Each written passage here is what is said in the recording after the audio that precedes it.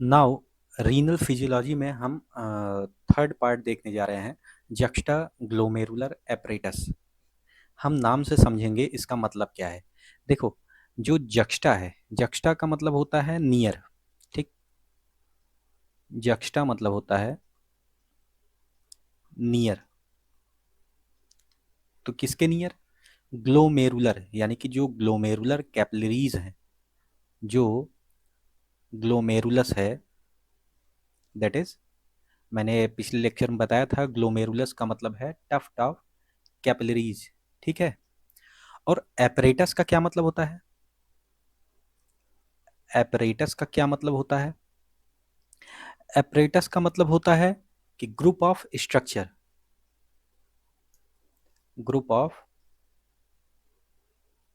Structure, group of structure. ठीक। तो juxta glomerular apparatus, जेजी apparatus, एक ऐसा ग्रुप ऑफ स्ट्रक्चर है जो नियर नियर ग्लोमेरुलस के पाया जाता है, यानी ग्लोमेरुलस के पास पाया जाने वाला group of structure juxta glomerular apparatus कहलाता है। ठीक। तो it is apparatus located near glomerulus. इसकी अगर डेफिनेशन लिखना है तो apparatus, apparatus located, located near glomerulus, glomerulus. ठीक है। तो इसमें कौन कौन से पार्ट होते हैं इस एपरेटस में? चूंकि ग्रुप ऑफ स्ट्रक्चर है तो इसमें कौन कौन से पार्ट से ये कंबाइन होकर बना रहता है? तो इसमें तीन पार्ट होते हैं। वन बाय वन सबको पढ़ेंगे, पहले हम नाम जान लेते हैं। तो तीन पार्ट कौन कौन से हैं? पहला है मैक्यूला डेंसा। ठीक, पहला है मैक्यूला डेंसा। ये जो स्ट्रक्चर है ये, ठीक, ये जो है मैक्यूला डेंसा है, ये स्ट्रक्चर। दूसरा पार्ट क्या है? दूसरा पार्ट है extra glomerular mesangial cell. Extra glomerular, glomerular mesangial sangial cell. अब ये क्या है, अभी इसको भी हम बताएंगे। देखो, मीसेंजियल जो सेल होते हैं वो ग्लोमेरुलस के अंदर और बाहर दोनों पाए जाते हैं। तो जो बाहर पाए जा रहे हैं ग्लोमेरुलस के बाहर, ठीक, वो क्या हो गए? Extra glomerular. ठीक है। और थर्ड है जक्स्टा ग्लोमेरुलर सेल। थर्ड क्या है? Juxta glomerular, glomerular cell. तो इन तीन चीजों से, इन तीन चीजों से ये जेजी एपरेटस बना हुआ रहता है।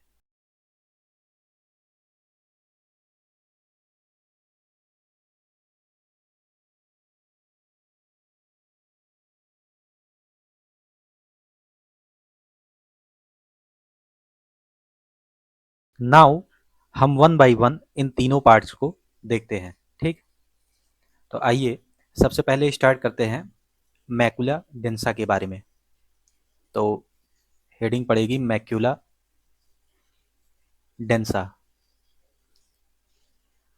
ठीक। तो मैकुला डेंसा है क्या? सबसे पहले हम ये देखेंगे कि जो नेफ्रॉन हमारा होता है, सेम नेफ्रॉन का जो ट्यूबुलर पोर्शन है जिसमें पीसीटी है, this is P C T, that is proximal convoluted tubule. और फिर लूप ऑफ हेनले, यल, लूप ऑफ हेनले। ठीक है। और फिर इधर आता है descending, sorry, distal convoluted tubule. ठीक है। तो जो नेफ्रॉन का लूप ऑफ हेनले है, वो लूप ऑफ हेनले का जो असेंडिंग लिम्ब है, दिस इज असेंडिंग लिम्ब, वो उस नेफ्रॉन के एफरेंट आर्टेरियोल और इफरेंट आर्टेरियोल के बीच से होके गुजरता है। ठीक, तो इस असेंडिंग लिम्ब का, ये जो असेंडिंग लिम्ब है लूप ऑफ हेनले का, ये जो असेंडिंग लिम्ब है लूप ऑफ हेनले का, इसके दो पार्ट होते हैं। मैंने बताया था आपको कि थिन सेगमेंट होता है एक, और एक थिक सेगमेंट होता है।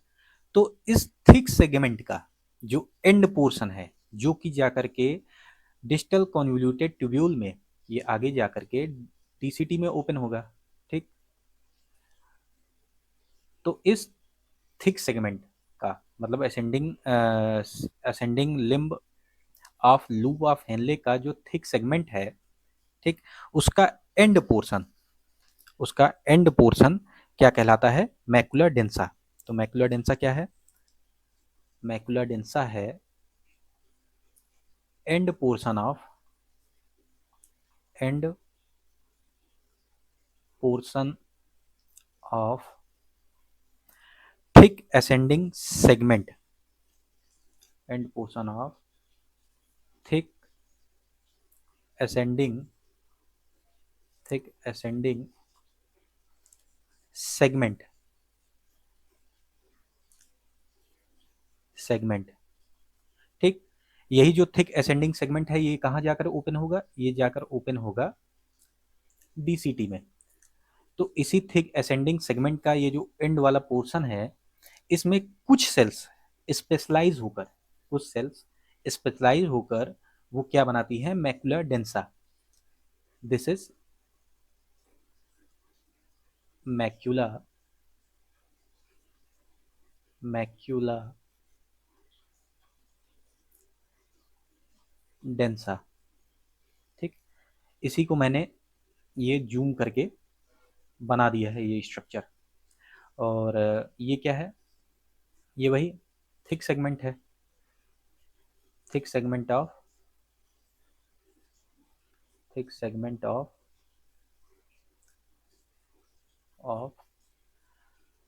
Ascending, thick segment of ascending limb of, limb of loop of Henle. ठीक, इतना आपने समझ लिया कि मैकुलर डेंसा है क्या। तो अब मैकुलर डेंसा में, मैकुलर डेंसा में जो कुछ सेल्स रहती है जो कि स्पेशलाइज हो जाती हैं, और स्पेशलाइज होकर मतलब असेंडिंग सेगमेंट जो होता है लूप ऑफ हेनले का, उसके एंड पोर्शन पर कुछ सेल्स स्पेशलाइज होकर, स्पेशलाइज होकर मैकुलर डेंसा का फॉर्मेशन करती हैं। तो they are specialised, specialised epithelial cell, epithelial cells, जो कि ये सेल्स थोड़ा टॉल होते हैं, they are taller, they are closely packed, एक दूसरे से देखिए एकदम क्लोजली पैक्ड हैं। ठीक, they are closely packed, they are closely packed, and they have, and they have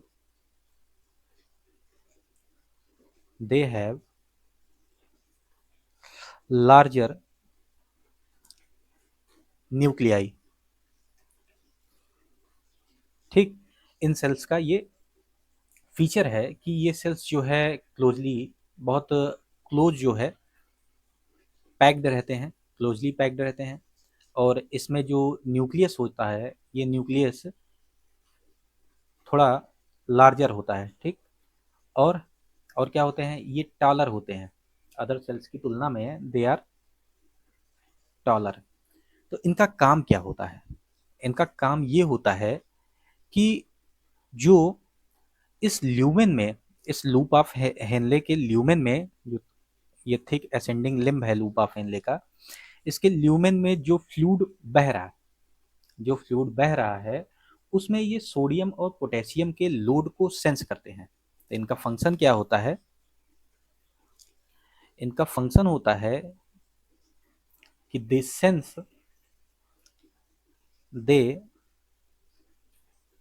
sense sodium and sodium and potassium load.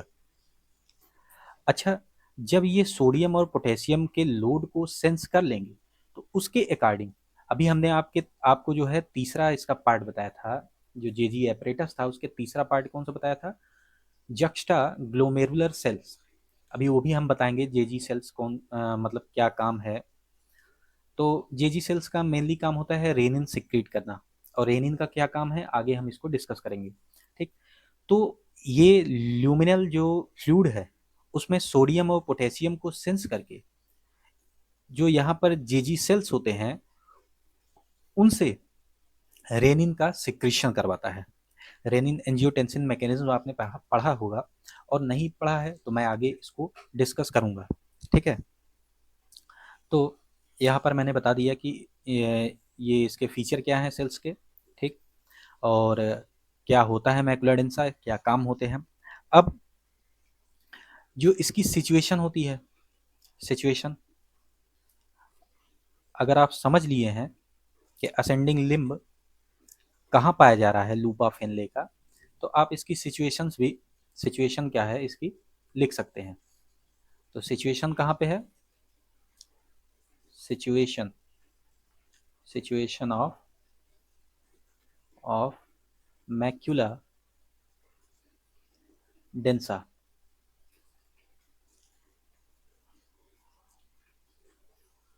तो मैक्यूला डेंसा की जो सिचुएशन है वो बिटवीन एफरेंट आर्टीरियोल और इफरेंट आर्टीरियोल, बिटवीन, क्योंकि भाई जो असेंडिंग लिम्ब है वो इन्हीं दोनों के बीच में है, तो मैकुलर डेंसा की भी सिचुएशन इन्हीं दोनों के बीच में पाई जाएगी, between afferent afferent arteriole, afferent arteriole and efferent efferent arteriole. Blood लेकर नेफ्रॉन में आएगा और ये इफरेंट आर्टीरियोल से निकल जाएगा, ये पहले मैंने नेफ्रॉन में बता दिया है। लेकिन ये जो सिचुएशन है मैकुलर डेंसा की, ठीक, मैकुलर डेंसा की ये जो सिचुएशन है ये इन दोनों के बीच में तो पाई जा रही है, एफरेंट आर्टीरियोल और इफरेंट आर्टीरियोल के बीच में, लेकिन ये ज्यादा पास होती है एफरेंट आर्टीरियोल के। ठीक, तो यहां पर हम लिखेंगे but close to afferent arteriole, but close to afferent afferent arteriole. Now JG apparatus का जो सेकंड पार्ट है उसका नाम है मिसेंजियल सेल। क्या नाम है? मिसेंजियल, मिसेंजियल सेल। नाउ इसके बारे में हम धीरे धीरे जानते हैं क्या है ये। तो जो मिसेंजियल सेल है ये एक टाइप का कॉन्ट्रैक्टाइल सेल होता है, एक स्पेशलाइज्ड टाइप का कॉन्ट्रैक्टाइल सेल है। तो these are specialised type of specialised type of contractile contractile cell. ठीक, अब जो मिसेंजियल सेल है ये अपने लोकेशन के अकॉर्डिंग, ये अपने लोकेशन के अकॉर्डिंग दो टाइप का होता है। तो they are categorised, they are categorized they are categorized into two groups, into two types, दो टाइप होते हैं, on the basis of their, on the basis of on the basis of their relative location, relative location, relative location to the glomerulus, to the glomerulus. तो अब इसको हम समझते हैं, इस पूरे इतने बड़े मीनिंग का इसका मीनिंग क्या हुआ, ठीक। तो जो ग्लोमेरुलस में, ग्लोमेरुलस के रिलेटिव में मीसेंजियल सेल का जो लोकेशन है, अगर ये ग्लोमेरुलस में पाया जाएगा तो ग्लोमेरुलर मीसेंजियल सेल। अगर ये ग्लोमेरुलस के बाहर, ग्लोमेरुलर जो कैपिलरीज हैं उनके अगर बाहर पाया जा रहा है, दीज आर बाहर, ठीक, तो ये ग्लोमेरुलर कैपिलरीज के बाहर है, तो ये क्या कहलाएंगी, ये extra extra glomerular, extra glomerular, glomerular,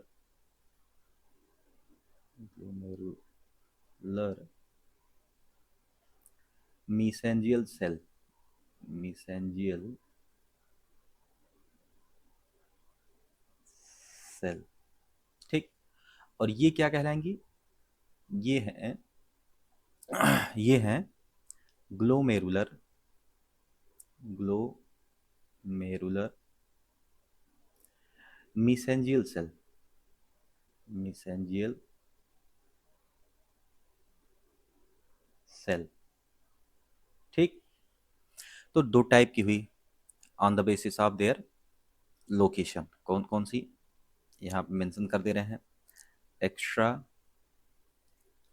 extra glomerular, glomerular mesangial cell, mesangial cell, ठीक। और दूसरा क्या है, glomerular, glomerular mesangial cell, mesangial cell. तो ये दो टाइप की, जिनको वन बाई वन हम पढ़ते हैं, ठीक। तो पहला है extra glomerular, glomerular mesangial cell, ठीक, एक्स्ट्रा ग्लोमेरुलर मीसेंजियल सेल्स। जैसा कि नाम से ही पता चल रहा है कि ये ग्लोमेरुलस के बाहर हैं, एक्स्ट्रा, ठीक, बाहर ग्लोमेरुलर मीसेंजियल सेल, ये मीसेंजियल सेल ग्लोमेरुलस के बाहर पाई जाती हैं। यहाँ पे देखिए, ये ग्लोमेरुलर कैपिलरीज के बाहर पाई जा रही हैं, ठीक है। तो हम यहाँ पर लिखेंगे कि इनकी सिचुएशन जो है, इनकी सिचुएशन कहाँ पे है, तो they are situated in triangular area, in triangular region, in triangular region, in triangular region bounded by, bounded by afferent arteriole, efferent arteriole and macula densa, bounded by afferent arteriole, afferent arteriole, efferent, efferent arteriole, efferent arteriole and macula densa, ठीक। अब इसको हम figure में समझते हैं, ठीक है। तो प्रीवियस पेज में जाते हैं, देखिए ये जो एक्स्ट्रा ग्लोमेरुलर मीसेंजियल सेल है, ये देखो तीन साइड से घिरा हुआ है। तो इधर आ रही है एफरेंट आर्टीरियोल, इधर से निकल रही है इफरेंट आर्टीरियोल, और यहाँ पर जो है मैकुला डेंसा है।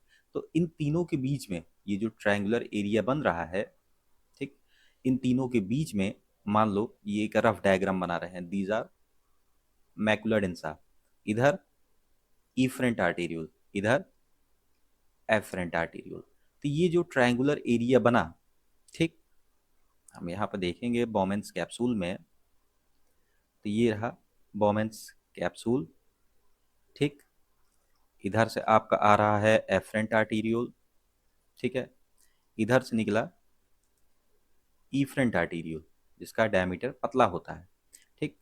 यहाँ पर तो आपका बन गया कि ग्लोमेरुलर कैपिलरीज, ठीक, और इसके बाहर ये रहा मैक्यूला डेंसा, ठीक, और इन्हीं के बीच में ये पाई जा रही है तुम्हारा एक्स्ट्रा ग्लोमेरुलर मीसेंजियल सेल, ठीक है।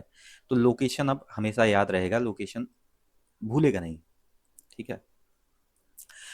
इन जो एक्स्ट्रा ग्लोमेरुलर मीसेंजियल सेल हैं इनको लैसिस सेल या ए ग्रैनुलर सेल भी बोलते हैं।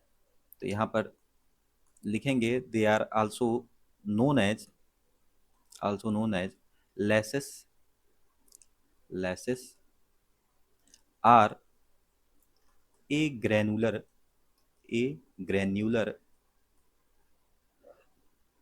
सेल, ठीक। अब इनका फंक्शन क्या होता है, देखो वैसे जो फंक्शन होता है ये रेनिन एंजियोटेंसिन मैकेनिज्म में यूज तो होते हैं, ठीक, इनमें इनका फंक्शन होता है, लेकिन अभी पूरी तरीके से ये नहीं पता है कि इसका फंक्शन क्या होता है, ठीक। तो यहाँ पर हम बताते हैं कि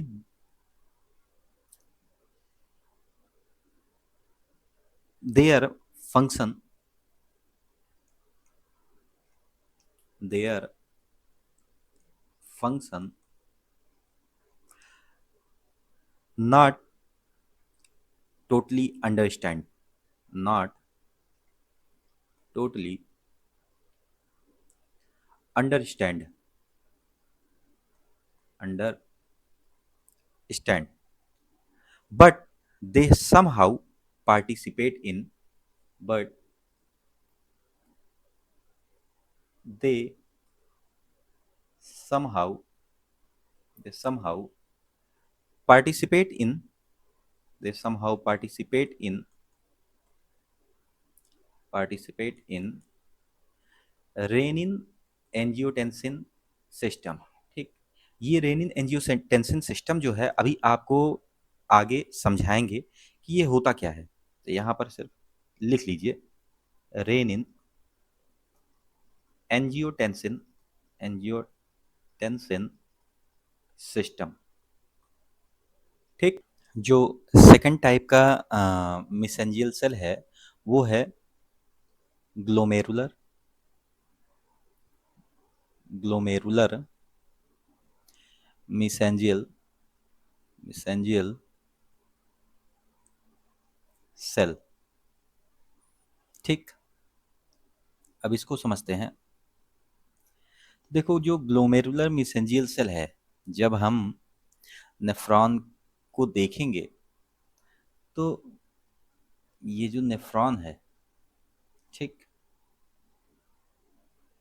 ये रहा बोमेंस capsule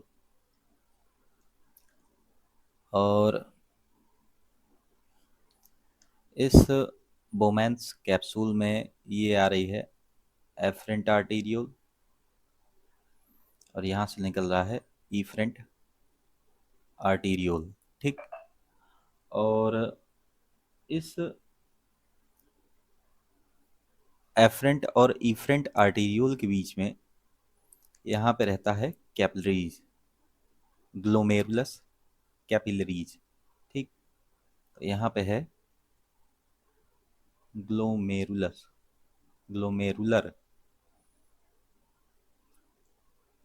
capillaries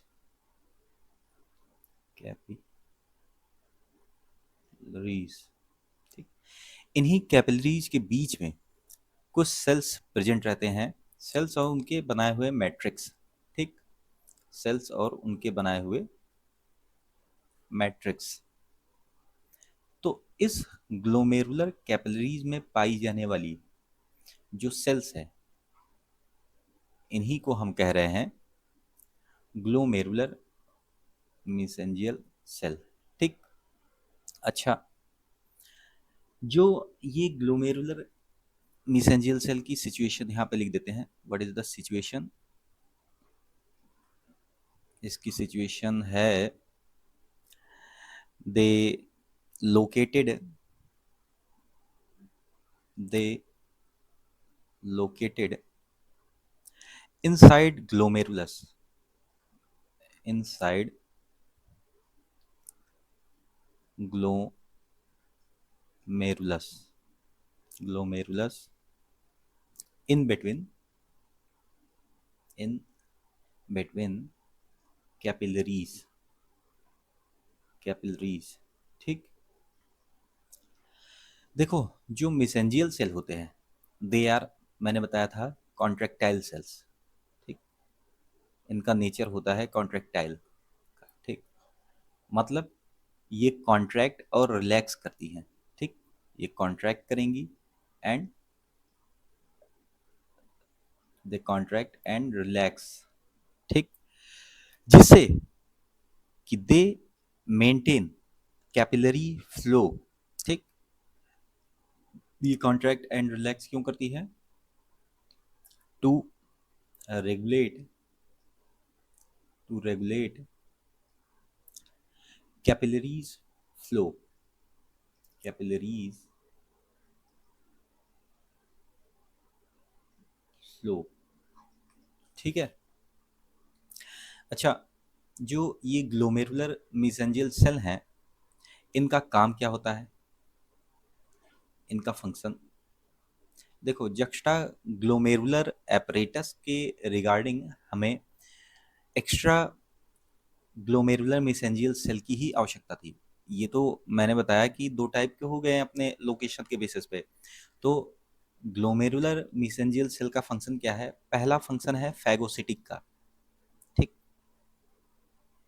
they are phagocytic phagocytic in nature.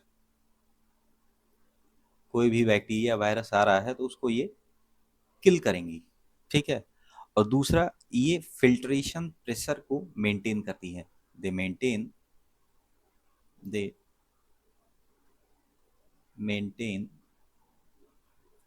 Filtration pressure. They maintain filtration pressure. तो ये इसका फंक्शन हो गया। नाउ हम मूव करते हैं थर्ड पॉइंट पर। ठीक है, थर्ड पार्ट पर जक्स्टा ग्लोमेरुलर एपरेटस के, जिसका नाम है जक्स्टा ग्लोमेरुलर सेल। तो जो जक्स्टा ग्लोमेरुलर सेल्स हैं, ये एक स्पेशलाइज्ड टाइप के ये एक स्पेशलाइज्ड टाइप के स्मूथ मसल सेल हैं। ये स्पेशलाइज्ड टाइप के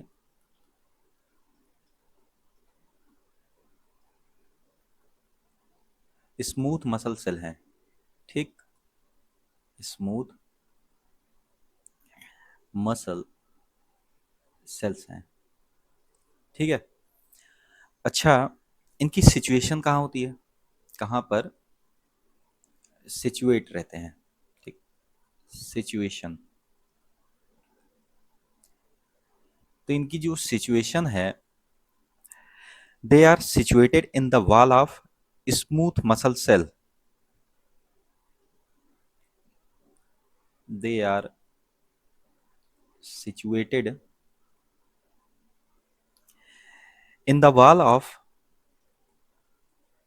in the wall of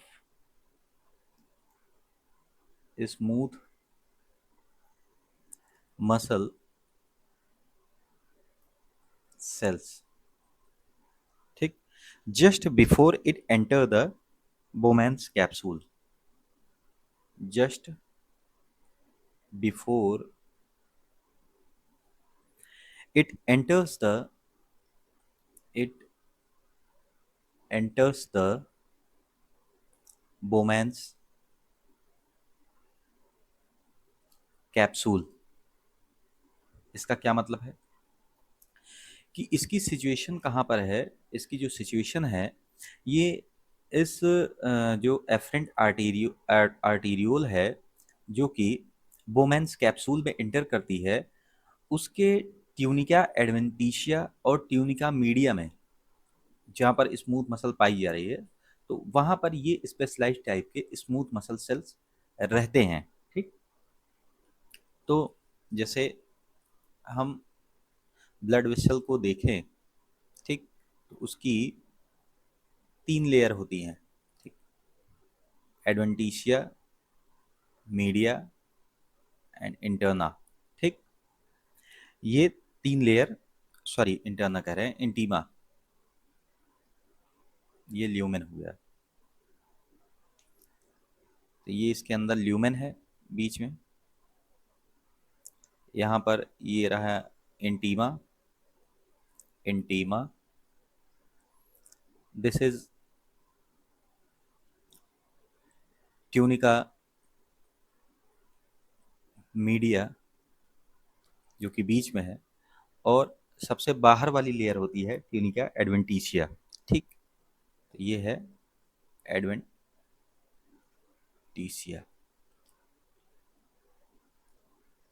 ठीक है। तो ये जो इसका मतलब कि जेजी सेल्स है, ये जेजी सेल्स ट्यूनिका मीडिया और ट्यूनिका एडवेंटिशिया जो लेयर होती है एफरेंट आर्टीरियोल की, एफरेंट आर्टीरियोल की जो ट्यूनिका एडवेंटिशिया और ट्यूनिका मीडिया वाली लेयर है, उसमें ये पाई जाती है जेजी सेल्स। ठीक है। इस जेजी सेल्स को एक और नाम दिया गया है, वो क्या नाम है? वो है ग्रेनुलर सेल्स। Granular sales. अच्छा, इसे ग्रेन्यूलर सेल्स क्यों बोला जाता है? क्योंकि इसके साइटोप्लाज्म में, इस सेल के साइटोप्लाज्म में ग्रेन्यूल्स पाए जाते हैं। ठीक। तो why it is called as granular cells? Because because of presence of because of presence of secretory granules, secretory granules, secretory granules in their cytoplasm, in their cytoplasm। ठीक है। तो ये जो इसका secretory granules है, ये काम क्या करता है? दैट इज जो हमारा जेजी सेल्स है, यानी कि जक्स्टा ग्लोमेरुलर सेल्स, ठीक, ये करते क्या है? ये रेनिन नामक एंजाइम को सिंथेसाइज करते हैं, स्टोर करते हैं और सिक्रीट करते हैं। They synthesise,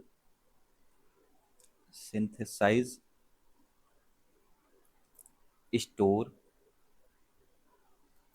and secrete secrete the renin enzyme.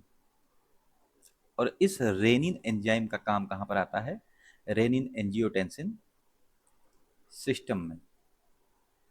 ठीक है। इस एंजाइम का काम रेनिन एंजियोटेंसिन सिस्टम में आता है। तो कुछ फैक्टर्स होते हैं, कुछ फैक्टर्स होते हैं जिसके कारण ये रेनिन एंजाइम सिक्रीट होता है। ठीक है। वो कौन कौन से फैक्टर हैं? जैसा कि हम जानते हैं कि जो ब्लड वेसल्स हैं, इनमें कुछ टाइप के, खास टाइप के रिसेप्टर पाए जाते हैं। They are stretch receptor, they are stretch receptor, receptor और बैरो रिसेप्टर। Baroreceptor. ये रिसेप्टर क्या करते हैं, ये ब्लड के प्रेशर को ये सेंस करते हैं। दे सेंस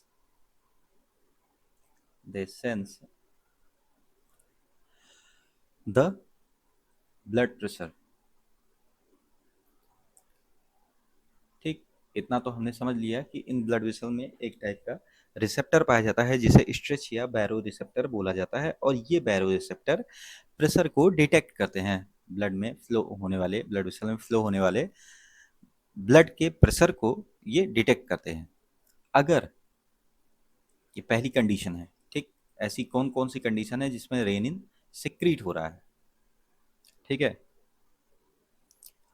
तो अगर अगर इस आर्टीरियल ब्लड प्रेशर में फॉल होता है, if fall in fall in arterial blood pressure, अगर इस आर्टीरियल ब्लड प्रेशर में फॉल होता है, ठीक, गिरावट आती है, तो क्या होगा कि ये बैरो रिसेप्टर इस आर्टीरियल ब्लड के फ्लो को समझ लेंगे कि हाँ इसमें गिरावट आई है, तो क्या होगा, तो जिस एफरेंट आर्टीरियोल में जेजी सेल्स थे, वो जेजी सेल्स यानी कि जस्टाग्लोमेरुलर सेल्स वो स्टिमुलेट होंगे, और स्टिमुलेट होने के बाद क्या होता है कि they secrete renin enzyme secrete होगा, और फिर रेनिन एंजियोटेंसिन सिस्टम कंटिन्यू होगा। तो यहाँ पे एक वर्ड लिख लेना कि सिक्रीशन ऑफ रेनिन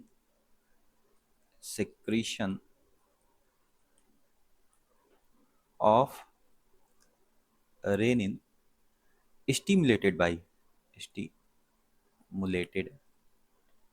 बाय कौन कौन से फैक्टर हैं जो कि रेनिन सिक्रीशन को स्टिमुलेट कर रहे हैं। तो पहला हमने बताया कि जो स्ट्रेच रिसेप्टर हैं वो अगर आर्टीरियल ब्लड फ्लो में प्रेशर में गिरावट पाते हैं तो वो जेजी सेल्स को स्टिमुलेट करेंगे और फिर रेनिन का सिक्रीशन होगा।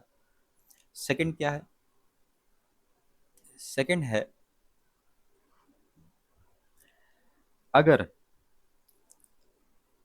सेकंड ये है कि हम देखते हैं कि जो जेजी सेल्स हैं, पहले ये ध्यान दे दीजिए कि ये मान लो एफरेंट आर्टीरियोल है, और यहाँ पर इसका ये ट्यूनिका मीडिया था जिसमें ये जेजी सेल्स प्रेजेंट है,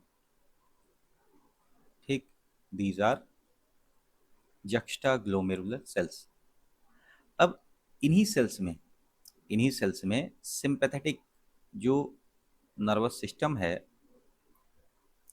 सिंपैथेटिक नर्वस सिस्टम का ये एक्सेस होता है, ठीक, यानी कि सिंपैथेटिक नर्वस सिस्टम की सप्लाई होती है। तो यहाँ पर लिखेंगे they also they also innervated by sympathetic nervous system. अब अगर किसी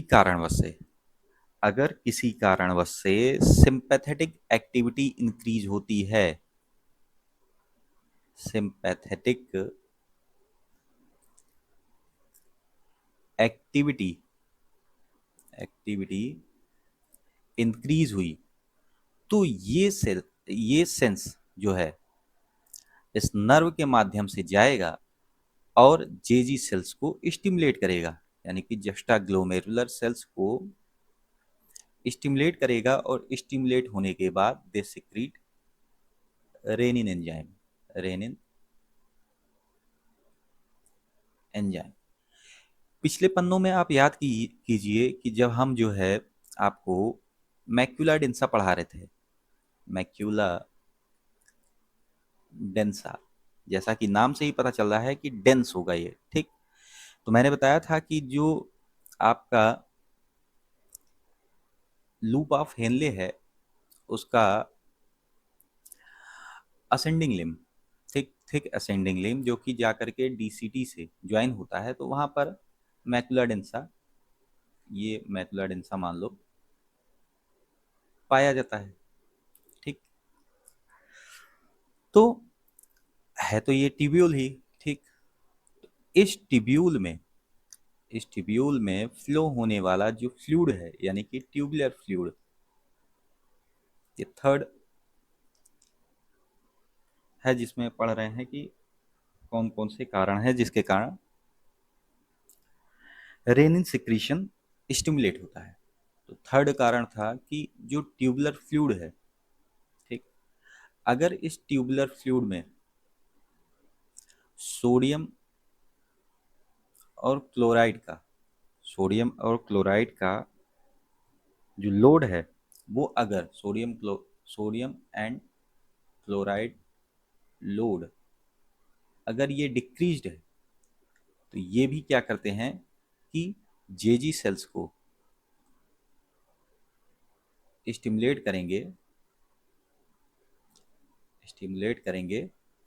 and renin enzyme renin enzyme secrete होगा। ठीक, ऐसे ही फोर्थ है कारण, अगर जो ईसीएफ है, एक्स्ट्रा सेलुलर फ्लूइड, अगर इसकी मात्रा भी कम होती है तो it stimulate JG cells and renin secrete होगा। तो यहाँ पर हम शार्ट में बता दे रहे हैं वो कौन कौन से 4 कारण थे जिसके कारण रेनिन सिक्रीट हो रहा था। ब्रीफ में बता दे रहे हैं, secretion of rennin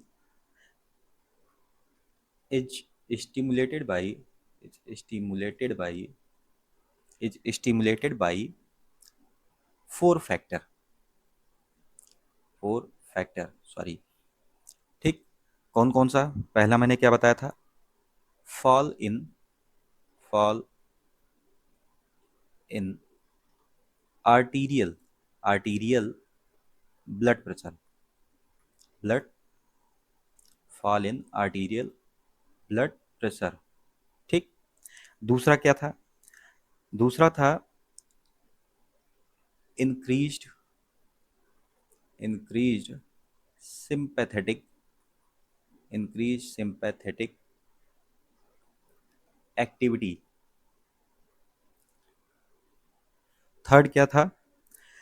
reduction in sorry ये फोर्थ कारण बताया था, reduction in ECF volume, extra cellular fluid volume. कुल मिला के वॉल्यूम जब कम हुआ तो भाई वो बैरो रिसेप्टर को संकेत देगा और फिर जेजी सेल्स से आपका रेनिन सिक्रीट होगा। And the third is decreased tubular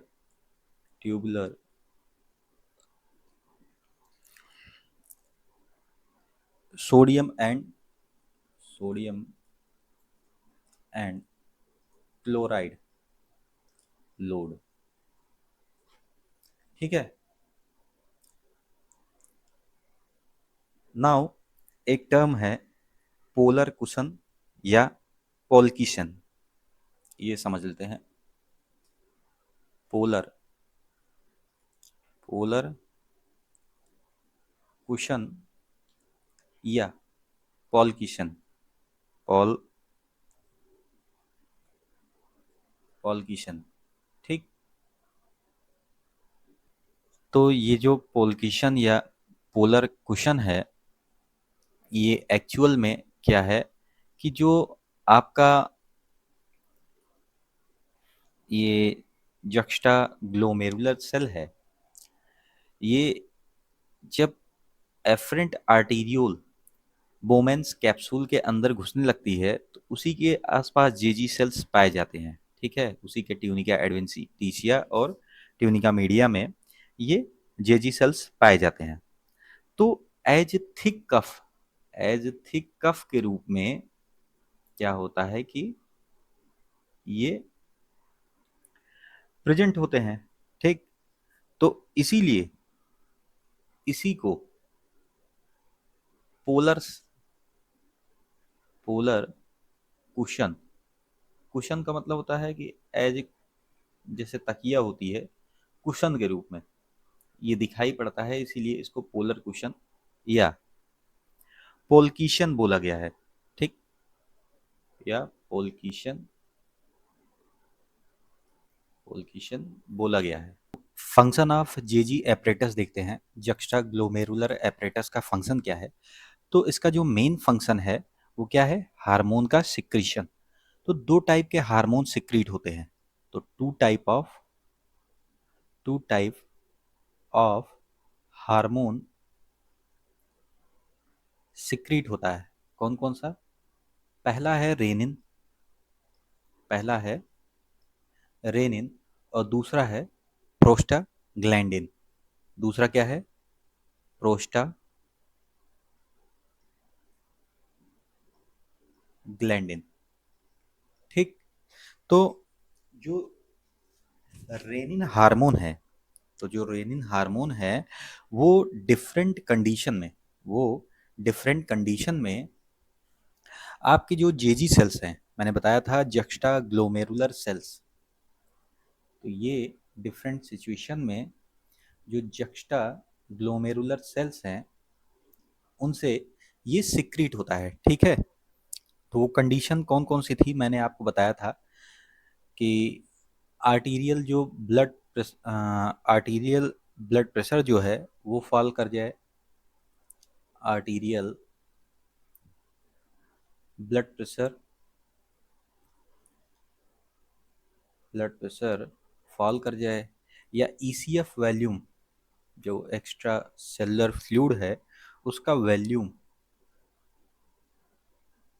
ये कम हो जाए, अगर सिंपैथेटिक एक्टिविटी बढ़ जाए। ठीक, अगर सिंपैथेटिक एक्टिविटी बढ़ जाए, या मैक्युला डेंसा के द्वारा जो सोडियम और पोटेशियम लोड है, सोडियम सोडियम और क्लोराइड लोड। ठीक,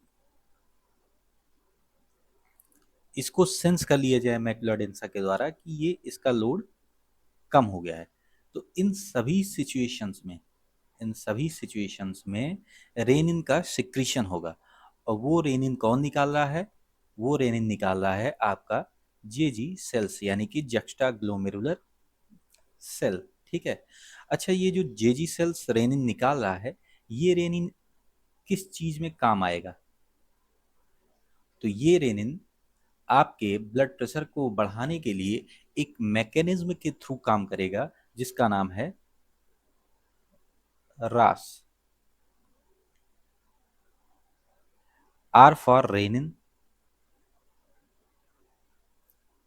ए for angiotensin, angiotensin, another A for aldosterone, sorry aldosterone, और S फॉर सिस्टम।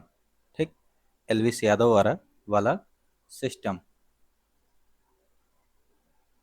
ठीक, तो जो रेनिन था वो रेनिन एंजियोटेंसिन एल्डोस्टेरॉन सिस्टम में पार्टिसिपेट करता है। तो जैसा कि मैंने बताया था कि चार कंडीशन थी जिसमें रेनिन सिक्रीट होता है, उसमें से एक कंडीशन हम लेके चलते हैं कि जो आर्टीरियल ब्लड प्रेशर है वो फॉल कर गया है। ठीक, इसको हम लेके चलते हैं। तो रेनिन कैसे सिक्रीट होगा? जब आर्टेरियल ब्लड प्रेशर फॉल किया तो एफरेंट जो आर्टीरियोल था, एफरेंट आर्टीरियोल, इसमें क्या प्रेजेंट थे? इसमें जेजी सेल्स प्रेजेंट था। ठीक, दीज आर जेजी सेल्स। तो juxtaglomerular cell present within with in afferent arteriole। ठीक, तो जब आर्टीरियल ब्लड प्रेशर फॉल हुआ तो एफरेंट आर्टीरियोल में मौजूद जेजी सेल्स से रेनिन सिक्रीट होता है। रेनिन नामक हार्मोन सिक्रीट होता है। ठीक है, इस पेप्टाइड में इस पेप्टाइड में 340 एमिनो एसिड हैं। ठीक है, इस पेप्टाइड में 340 एमिनो एसिड है। अब ये जो रेनिन है ये किस पर काम करेगा? तो जो लीवर है, लीवर हमारा एक स्पेसिफिक प्लाज्मा प्रोटीन का फॉर्मेशन करता है। लीवर हमारा एक स्पेसिफिक प्लाज्मा प्रोटीन को सिंथेसाइज करता है जिसका नाम है एंजियोटेंसिनोजन। एंजियोटेंसिनोजन। ठीक, इसका एक दूसरा नाम है, उसको कहते हैं रेनिन सबस्ट्रेट। ठीक, क्योंकि रेनिन इसी पे काम करता है तो इसका नाम पड़ गया रेनिन सबस्ट्रेट। सबस्ट्रेट। तो रेनिन एंजियोटेंसिन पर एंजियोटेंसिनोजन पे एक्ट करके इसे एंजियोटेंसिन फर्स्ट में कन्वर्ट कर देता है। इसे एंजियोटेंसिन एंजियोटेंसिन फर्स्ट में कन्वर्ट कर देता है। ठीक है, ये जो एंजियोटेंसिन फर्स्ट है इट इज डेकापेप्टाइड। डेकापेप्टाइड का क्या मतलब है? Angiotensin first is decapeptide. ठीक, डेकापेप्टाइड का मतलब है कि इसमें डेका मतलब 10 एमिनो एसिड हैं। ठीक, इसमें 10 ही एमिनो एसिड रह गए हैं। तो ये जो एंजियोटेंसिन फर्स्ट है ये फिजियोलॉजिकली इनएक्टिव मॉलिक्यूल है। ठीक, इसका मतलब इसका कोई नॉन बायोलॉजिकल एक्टिविटी नहीं है। ये सिर्फ इसलिए बनता है जैसे कि बकरा हलाल होने के लिए। ये एंजियोटेंसिन सेकंड का प्रीकर्सर है। तो एंजियोटेंसिन फर्स्ट के लिए हम लिखते हैं एंजियोटेंसिन फर्स्ट, यहाँ पर लिख देते हैं कि no non biological no non biological no non biological activity. ठीक, that is physiologically physiologically it is inactive. Inactive. ठीक है, किस काम में आता है फिर? इसका काम क्या रहेगा? It serves as, second page पे देखते हैं, जो angiotensin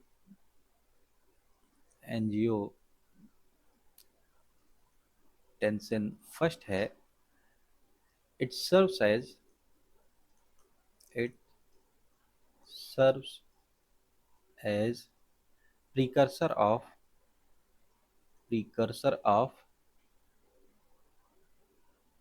angiotensin second. Angiotensin second. ठीक, एंजियोटेंसिन फर्स्ट का सिर्फ इतना काम है कि वो एंजियोटेंसिन सेकंड में कन्वर्ट हो सके। एंजियोटेंसिन सेकंड में कन्वर्ट हो सके। अब ये जो एंजियोटेंसिन सेकंड में कन्वर्ट हो रहा है इसमें एक एंजाइम पार्टिसिपेट करता है। उस एंजाइम का नाम क्या है? उस एंजाइम का नाम है एंजियोटेंसिन कन्वर्टिंग एंजाइम। ठीक, सॉरी, एंजियोटेंसिन कन्वर्टिंग एंजाइम निकलता कहाँ से है? ये निकलता है लंग्स से। ठीक, यहाँ पर लिख दे रहे हैं ACE, that is angiotensin. ACE का मतलब है एंजियोटेंसिन कन्वर्टिंग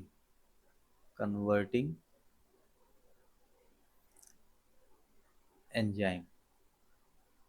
ठीक, चूंकि ये लंग्स से निकलता है, यानी कि फेफड़ों से निकल रहा है, तो most of the angiotensin second का कन्वर्जन, मतलब एंजियोटेंसिन फर्स्ट का most of the conversion in angiotensin second वो लंग्स में ही होता है। ठीक, लेकिन ये जो एंजियोटेंसिन सेकंड है, इसका सर्कुलेशन में बहुत शॉर्ट लाइफ होता है।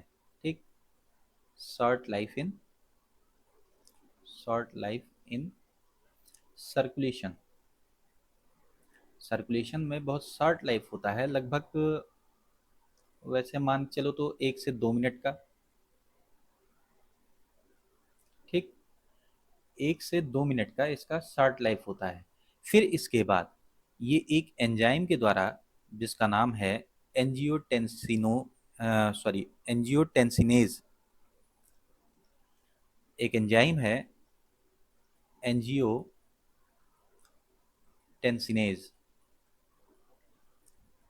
इस एंजाइम के माध्यम से एंजियोटेंसिन सेकंड एंजियोटेंसिन थर्ड में डिग्रेड हो जाता है।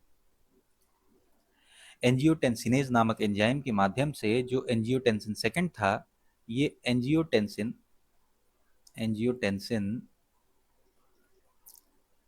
थर्ड में डिग्रेड हो जाता है। ठीक है, और ये रैपिड डिग्रेडेशन हो रहा है। क्यों? क्योंकि एंजियोटेंसिन सेकंड का जो लाइफ स्पान है वो बहुत कम है। ठीक, now angiotensin third convert into angiotensin 4,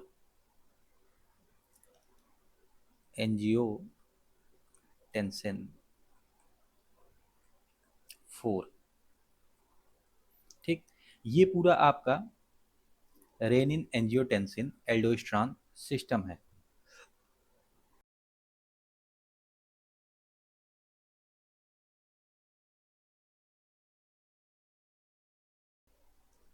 तो एंजियोटेंसिन फर्स्ट, जैसा कि मैंने बताया था कि ये एक इनएक्टिव मॉलिक्यूल है। ठीक, एंजियोटेंसिन फर्स्ट फिजियोलॉजिकली इनएक्टिव है। ठीक, फिजियोलॉजिकली इनएक्टिव है। ठीक है, तो सेकंड है एंजियोटेंसिन सेकंड। ठीक, ये जो है मोस्ट एक्टिव फॉर्म है, ये मोस्ट एक्टिव फॉर्म है। रास मैकेनिज्म में बनने वाला ये मॉलिक्यूल मोस्ट एक्टिव है। ठीक, ये जो है ब्लड वेसल पर काम करता है, ब्लड वेसल पर काम करता है। किडनी पर पाई जाने वाली जो ग्लैंड है, एड्रिनल ग्लैंड, उसके कॉर्टेक्स पर काम करता है, ऑन एड्रिनल कॉर्टेक्स, और ब्रेन पर भी ये एक्ट करता है। ठीक है, तो ब्लड वेसल पर कैसे एक्ट कर रहा है?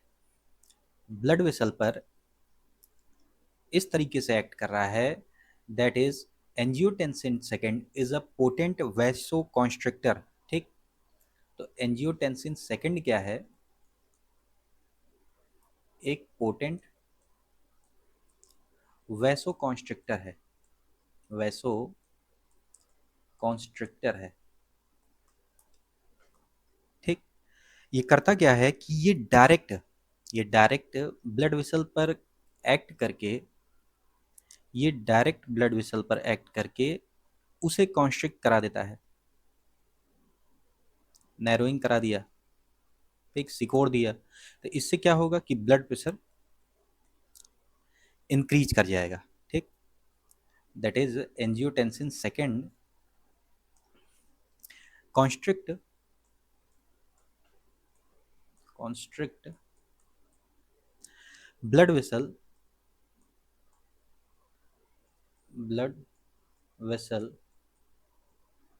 in our body, in our body, ठीक है। पहले इसके इसी एक्शन के कारण एंजियोटेंसिन सेकंड को हाइपरटेंसिन नाम दिया गया था। एंजियोटेंसिन सेकंड को हाइपरटेंसिन नाम दिया गया था। जब पूरी तरीके से इसके कार्य के बारे में नहीं पता था, सिर्फ यही पता था कि हाँ ये वैसोकॉन्स्ट्रिक्शन कराता है, तो इसका नाम हाइपरटेंसिन रखा दिया गया था, ठीक। तो ये रहा कि ये कॉन्स्ट्रिक्ट करता है ब्लड वेसल को, ठीक है। और आर्टीरियल आर्टीरियोल्स को ये कॉन्स्ट्रिक्ट करता है, ब्लड वेसल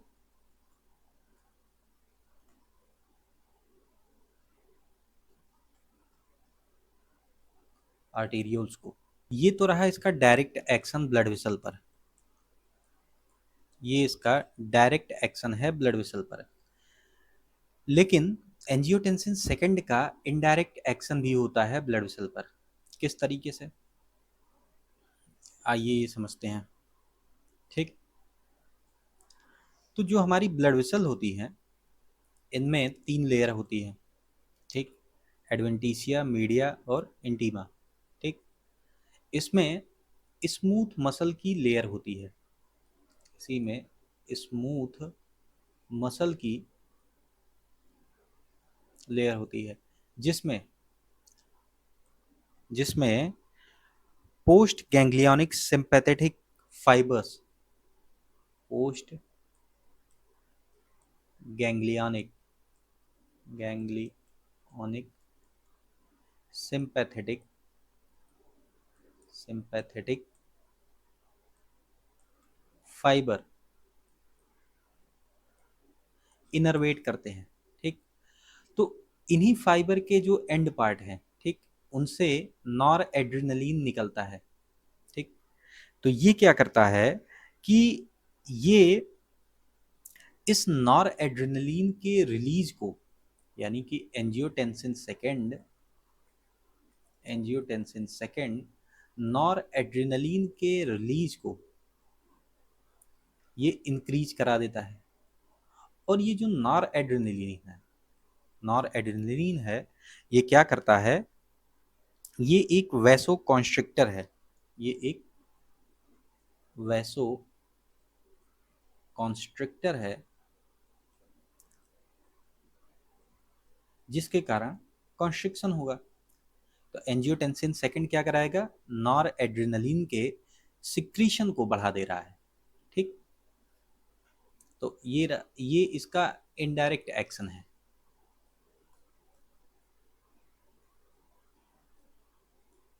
डायरेक्ट और इनडायरेक्ट दोनों तरीके से ये वैसो कॉन्स्ट्रिक्शन करा रहा है। अब देखते हैं एड्रिनल कॉर्टेक्स पर इसका क्या एक्शन होता है। एड्रिनल एड्रिनल कॉर्टेक्स पर एंजियोटेंसिन सेकंड का क्या एक्शन होता है, ठीक। तो जैसा कि हम जानते हैं, किडनी के ऊपर ये जो एक स्ट्रक्चर टोपीनुमा दिख रहा है, इसको हम कहते हैं एड्रिनल ग्लैंड, इसको हम कहते हैं एड्रिनल ग्लैंड। इसमें आउटर साइड इसमें आउटर साइड कॉर्टेक्स होता है, इसमें आउटर साइड कॉर्टेक्स होता है, एड्रिनल कॉर्टेक्स जिसे बोलते हैं। और इनर साइड होता है मेडुला, मेड्यूला, ठीक। ये आउटर साइड वाला है कॉर्टेक्स, और ये जो येलो कलर का दिख रहा है ये है मेड्यूला। तो कॉर्टेक्स की जो सुपरफिशियल लेयर है, कॉर्टेक्स की जो सुपरफिशियल सुपरफिशियल लेयर है, उसको हम बोलते हैं जोना जोना ग्लोमेरुलोसा, ग्लोमेरुलोसा, ठीक।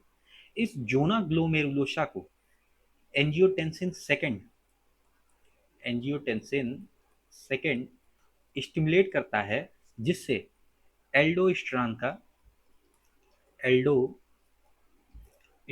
का सिक्रीशन होता है। अब ये एल्डोस्टेरॉन करता क्या है? ये जो एल्डोस्टेरॉन है, एल्डोस्टेरॉन, ये एल्डोस्टेरॉन सोडियम के रिटेंशन को इंक्रीज कर देता है।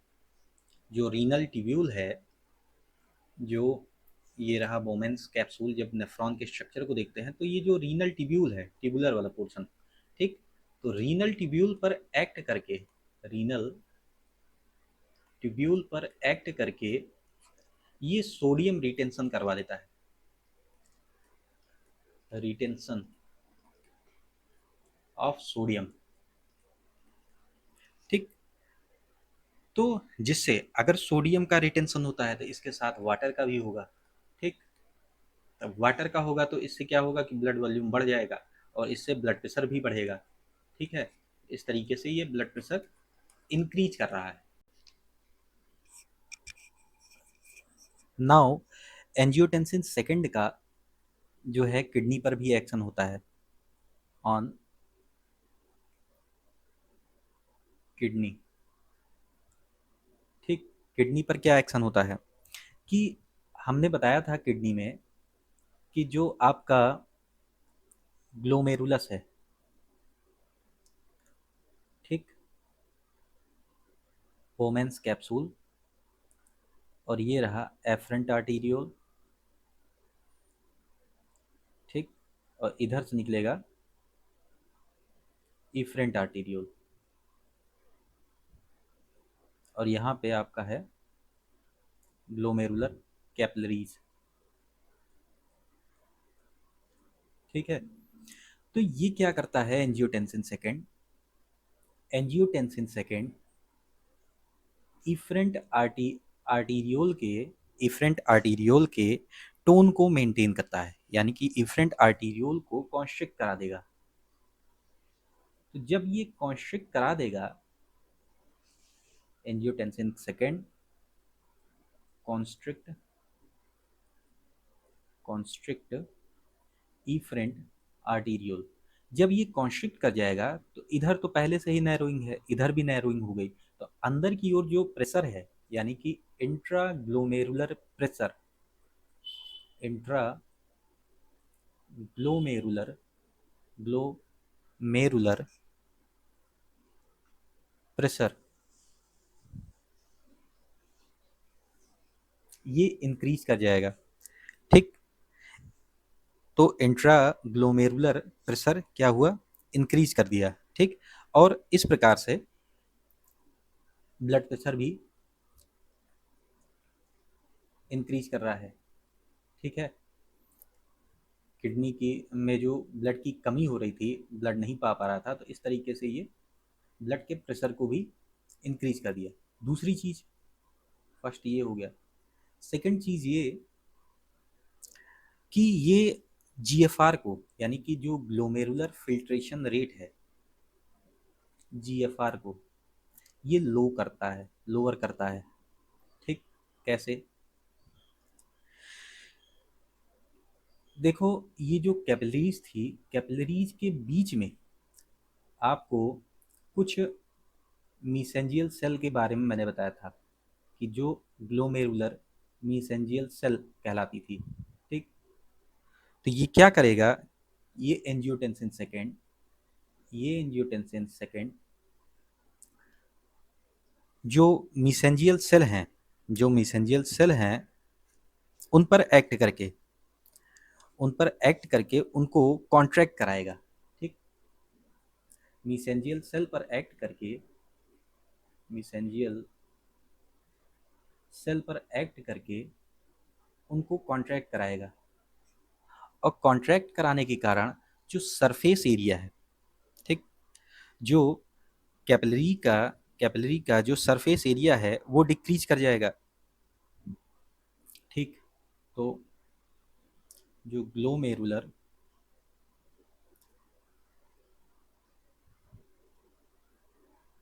कैपिलरी है उसका सरफेस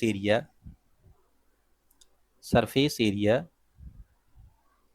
ये कम कर देगा। और जब ये सरफेस एरिया कम हो जाएगा तो फिल्ट्रेशन भी कम हो जाएगा, और फिल्ट्रेशन कम होने के कारण जीएफआर लो हो जाएगा। ठीक है, तो ये कर क्यों रहा है? जब भी इसको सेंस होगा, जब भी किडनी को, नेफ्रॉन को सेंस होगा कि हाँ मेरे पास ब्लड की मात्रा जो है कम आ रही है, ठीक, इनसफिशियंसी, तो उसको जो है रीनल इनसफिशियंसी, तो उसके कारण ये क्या होगा कि ये जो एंजियोटेंसिन सेकंड था जो रेनिन रिलीज हुआ, और रेनिन रिलीज होने के कारण जो एंजियोटेंसिन सेकंड बना, वो सबसे पहले अपनी सफिशियंसी को मेंटेन करेगा। ठीक, वो अपने आप को जिंदा रखने के लिए, उसको भाई ब्लड की जरूरत है, तो ब्लड की आवाजाही बनी रहे, तो एंजियोटेंसिन सेकंड सबसे पहले यही करेगा कि वो इफरेंट आर्टीरियोल को कॉन्स्ट्रिक्ट कर देगा, जिससे कि इसमें ब्लड प्रेशर बना रहे, नॉर्मल बना रहे। ठीक, जीएफआर जो फिल्ट्रेट बन रहे थे सबसे पहले, फिल्ट्रेट को भी कम करेगा कि फिल्ट्रेशन बाद में होगा, पहले जो है ब्लड प्रेशर मेंटेन हो जाए। एंड द थर्ड देखो, ये जो एंजियोटेंसिन सेकंड था, ये क्या करता है कि सोडियम के रीएब्जॉर्प्शन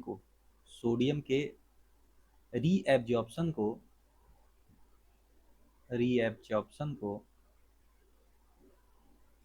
बढ़ा देगा। ठीक,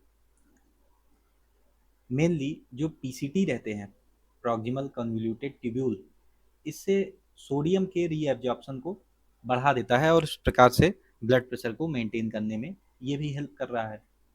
तो कई सारे मैकेनिज्म को फॉलो करके एंजियोटेंसिन कई सारे मैकेनिज्म पर काम करके ब्लड प्रेशर को मेंटेन करने का प्रयास करता है। अब ब्रेन पर इसका क्या फंक्शन होता है, देखते हैं कि एंजियोटेंसिन सेकंड का ब्रेन पर क्या एक्शन रहता है। ठीक, तो ब्रेन में जो थर्ड सेंटर है, ठीक, एंजियोटेंसिन सेकंड इस थर्ड सेंटर पर एक्ट करके थर्स्ट को इंक्रीज करा देता है। ठीक, that is it increases water intake water intake ठीक है, तो ये एंजियोटेंसिन सेकंड का थर्ड सेंटर पर इफेक्ट था। नाउ एंजियोटेंसिन सेकंड क्या करता है कि ये हाइपोथैलेमस पर एक्ट करके दिस इज हाइपोथैलेमस। ठीक, हाइपोथैलेमस पर एक्ट करके कार्टिकोट्रोपिन कार्टिकोट्रोपिन रिलीजिंग हार्मोन को, यानी कि date is CRH, कार्टिकोट्रोपिन releasing releasing hormone को निकालता है। ये जो कार्टिकोट्रोपिन रिलीजिंग हार्मोन है, ठीक, ये क्या करता है कि ये पिट्यूटरी पर एक्ट करके, यही हाइपोथैलेमस से लगा हुआ पिट्यूटरी रहता है, ठीक, पिट्यूटरी ग्लैंड, तो ये पिट्यूटरी पर एक्ट करके नाउ CRH जो कार्टिकोट्रोपिन रिलीजिंग हार्मोन था, ये पिट्यूटरी पर एक्ट करके एड्रिनो कार्टिकोट्रोपिक हार्मोन को सिक्रीट कराता है, दैट इज ACTH, एड्रिनो कार्टिकोट्रोपिक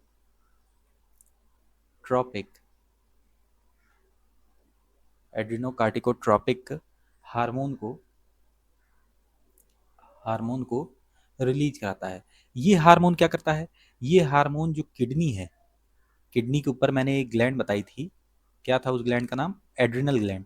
ठीक, उस एड्रिनल ग्लैंड पर एक्ट करके, ये रहा एड्रिनल ग्लैंड, ठीक, ये रहा इसका मेडुला वाला पोर्शन, तो एड्रिनल ग्लैंड के एड्रिनल कॉर्टेक्स पर, उसके कॉर्टेक्स पर एक्ट करके, एड्रिनल ग्लैंड के एड्रिनल कॉर्टेक्स पर एक्ट करके ये क्या कराता है, कार्टिसोल को रिलीज करवाता है, कार्टिसोल को रिलीज करवाता है, and it somehow increases the blood pressure. ये किस तरीके से करता है ये अभी तो अनक्लियर है, लेकिन somehow it increases the blood pressure. ठीक, पहला फंक्शन हो गया। दूसरा मैंने बताया कि एसीटीएच के माध्यम से कैसे कार्टिसोल रिलीज हो रहा है, और कार्टिसोल रिलीज होकर के ये क्या कर रहा है, ब्लड प्रेशर को इंक्रीज कर रहा है। नाउ थर्ड इज कि यही हाइपोथैलेमस, इसी हाइपोथैलेमस पर ये एंजियोटेंसिन सेकेंड एक्ट करके एडीएच का सिक्रीशन करवाता है, एडीएच को सिंथेसाइज करवाता है, उसके सिक्रीशन को इंक्रीज करा देता है। ठीक, एडीएच क्या है? ADH is anti diuretic, sorry, diuretic uretic hormone, hormone. ठीक, तो यहाँ पर लिखते हैं कि ये जो एडीएच है,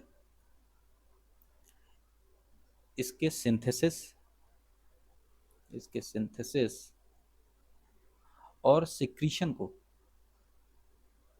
और सिक्रीशन को जो एंजियोटेंसिन सेकेंड था, एंजियोटेंसिन सेकेंड ये बढ़वा देता है। ठीक, अब ये एडीएच करता क्या है, इसको मैंने एक नाम बताया एंटी डायूरेटिक हार्मोन, दूसरा नाम है वैसोप्रेसिन। ठीक, वैसोप्रेशन।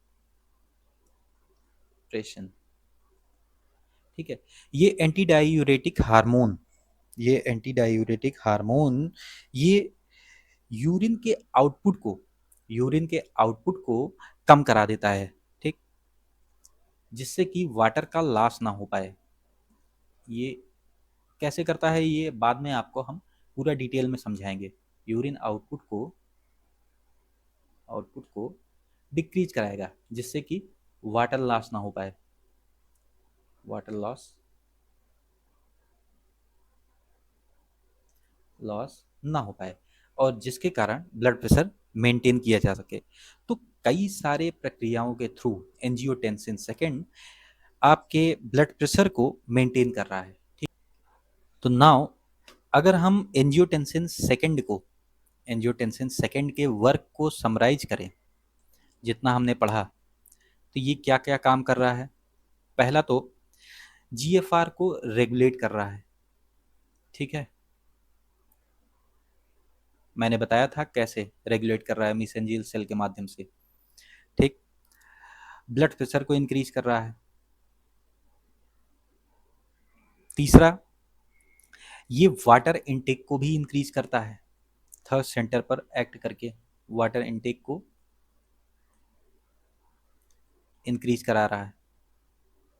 चौथा, ये एंटी डाईयूरेटिक हार्मोन के थ्रू वाटर लॉस को भी रोक रहा है, that is anti diuretic hormone के सिक्रीशन को बढ़ा रहा है। और समहाउ ये एड्रिनोकार्टिकोट्रोपिक हार्मोन, कार्टिकोट्रोपिन रिलीजिंग हार्मोन के माध्यम से एसीटीएच यानी कि एड्रिनोकार्टिकोट्रोपिन हार्मोन रिलीज हुआ, और ये कार्टिसोल को निकलवाता है। और कार्टिसोल क्या करता है कि ब्लड प्रेशर को मेंटेन करता है। तो ये सीआरएच और एसीटीएच के सिक्रीशन को बढ़ा रहा है। तो ये एंजियोटेंसिन सेकेंड का मोटा मोटा काम हो गया कि ये इतना काम ये कर रहा है।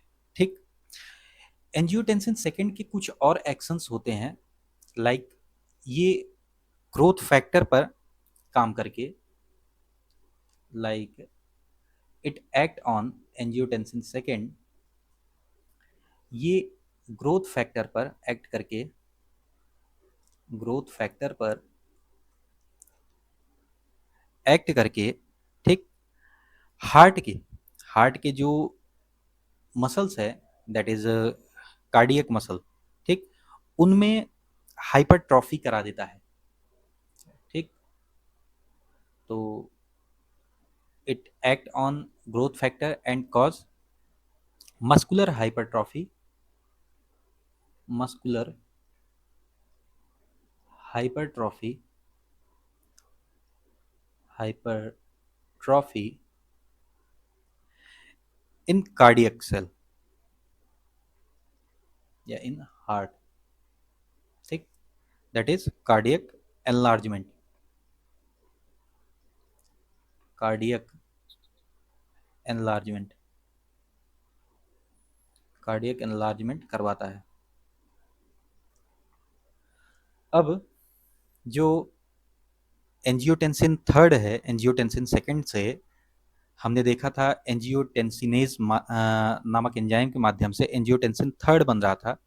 ये एंजियोटेंसिन थर्ड भी, एंजियोटेंसिन थर्ड भी क्या करता है, ब्लड प्रेशर को इंक्रीज कराता है, ब्लड प्रेशर को इंक्रीज कराता है। किस तरीके से कि ये जो एंजियोटेंसिन थर्ड है ये क्या करता है, ये एल्डोस्टेरॉन के सिक्रीशन को, ये एल्डोस्टेरॉन के सिक्रीशन को, एल्डोस्टेरॉन के सिक्रीशन को, सिक्रीशन को बढ़ा देता है। और ये एल्डोस्टेरॉन का सिक्रीशन क्या करता है, एल्डोस्टेरॉन मैंने बताया था कि सोडियम का रिटेंशन करवाता है, ठीक। तो ये क्या कराएगा, सोडियम का रिटेंशन, रिटेंशन, और इससे ब्लड प्रेशर इंक्रीज कर जाता है। नाउ एंजियोटेंसिन जो 4 था, एंजियोटेंसिन 4 क्या कराता है, एंजियोटेंसिन 4 ये ACTH यानी एड्रिनो कार्टिकोट्रोपिन हार्मोन और ADH के यानी कि वैसोप्रेसिन के सिक्रीशन को, ADH के सिक्रीशन को स्टिमुलेट करता है, ठीक, इसको स्टिमुलेट करता है। नाउ जो सेकंड हार्मोन था उसका नाम है प्रोस्टाग्लैंडिन। तो ये जो प्रोस्टाग्लैंडिन हार्मोन है ये ग्लोमेरुलर एपरेटस के एक्स्ट्रा ग्लोमेरुलर मीसेंजियल सेल के माध्यम से, मीसेंजियल सेल के माध्यम से सिक्रीट होता है। तो ये जो प्रोस्टाग्लैंडिन है ये PGA2 एंड PGE2 टाइप का होता है, ठीक, PGA2 एंड PGE2 टाइप का ये प्रोस्टाग्लैंडिन है, ठीक है। और भी जैसे किडनी की जो मेड्यूला होती है उसके बीच में जो इंटरस्टिशियल सेल्स पाए जाते हैं उनके माध्यम से भी ये प्रोस्टाग्लैंडिन सिक्रीट होते हैं। तो ये जो प्रोस्टाग्लैंडिन है ये क्या करते हैं कि ये वैसोडायलेशन करवाते हैं, ठीक, ये क्या करवाते हैं, वैसोडायलेशन।